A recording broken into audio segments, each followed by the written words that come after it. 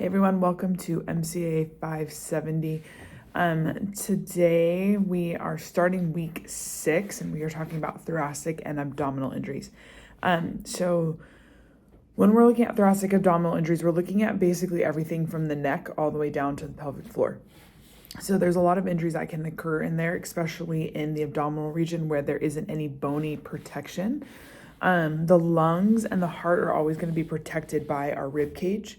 When we look at our rib cage is designed, instead of being a circle like a direct barrel, we're more like this. And this oval shape allows for when we have compression this way for bones to pop out instead of popping in. So if we were a direct circle like this, with impact, we would cave in this way. So instead we cave out. That is to protect those heart and lungs from puncture wounds that occur with the ribs. Of course, it can still happen depending on the mechanism of injury.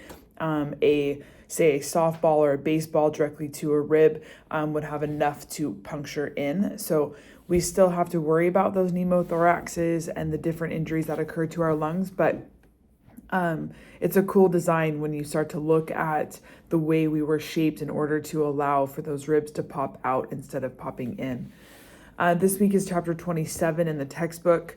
There's some articles online for you on Canvas for you to look at about like appendicitis. When we're looking at appendicitis, a lot of times when our kids present to us, they come in looking like they have the flu. And so it's actually really hard. It's not obvious that it's appendicitis. And so you have to work with the athlete and ask a lot of questions. One of the key things when we're talking about lower abdominal pain, in females, it could be ovarian cysts or other cramps, menstrual issues. It could be the flu. It could be appendicitis. So when we're looking at things in that lower abdominal area, taking someone's temperature is key. If they have a high fever, it's probably more like flu. If it's a low-grade fever, it's either an infected ovary that has an issue in there, but more than likely it's appendicitis. And then if they don't have a fever, more than likely it's more menstrual if it's a female. So understanding that it is difficult to diagnose, you're not always going to know to send someone straight to the ER. So a lot of times we send someone to a walk-in clinic, to urgent care, and then let them refer from there. And so don't feel like you have to send everyone straight to the emergency room. If you don't know, you don't know.